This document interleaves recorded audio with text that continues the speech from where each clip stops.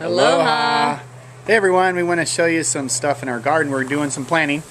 I think today is the last day with the whole moon cycle. So here's what we got going, our little starter land.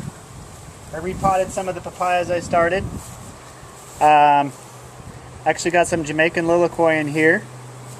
I've had some strawberry papayas. And then we went and planted all of our lettuce and chard and everything else. Sarah did all that. Down here we got some of this is the Molokai sweet potato that we were talking about. We got this from a little piece of the plant from a farm tour.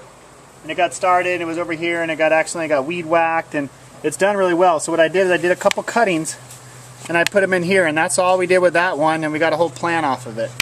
I'd like to actually do a little crop of Molokai sweet potato soon. Okay, what we have here is actually, it's a fruit we got from our friend Rosie, and it kind of reminded me of like a mango shell, and planted the seed sideways just like you do a mango seed. We call it the Maui apple. It's a green apple type looking pear tasting. I'll get the name of it and let you know, but we thought it was interesting how Sarah liked how the root was a spiral. Crazy.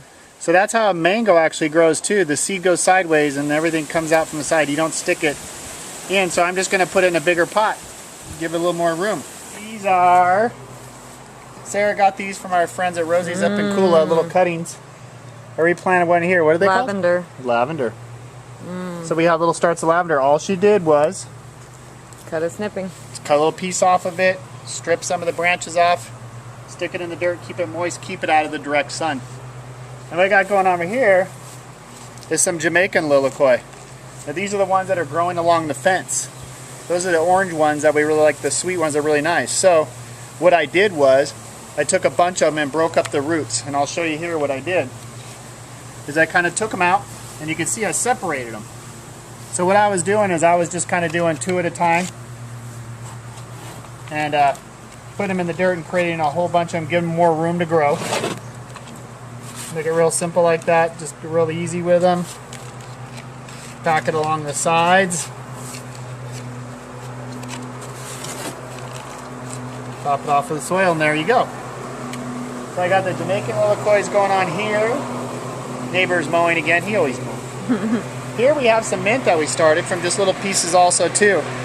It's not looking real healthy, and also it looked like we've got some lilikoi that were probably in this pot already when we put the mint in, and it grew. But I wanted to show you, you got to watch mint.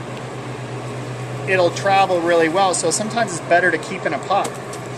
Look at how root bound it is, and you can see this main part that travels along. So if you plant it in a garden or an herb garden, it'll take over a lot. So I like to keep it in control and have in a pot. This one needs a bigger pot. Plant's looking a little lifeless. It needs some more nutrients. I'm going to put some new soil in a bigger pot. I'll show you some of the other stuff we did. Thought it was kind of cool. Is these we had as house plants when we were kids.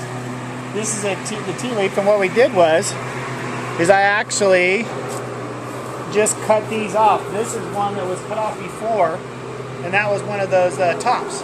And I just stick it in a bucket of water and let it sit in there. It'll start rooting, and I just put those in the ground. So when these get too crazy, cut them off, soak this in the water, and you got another plant. And that's what we have going on here. Here they are here. Here's a couple that we did.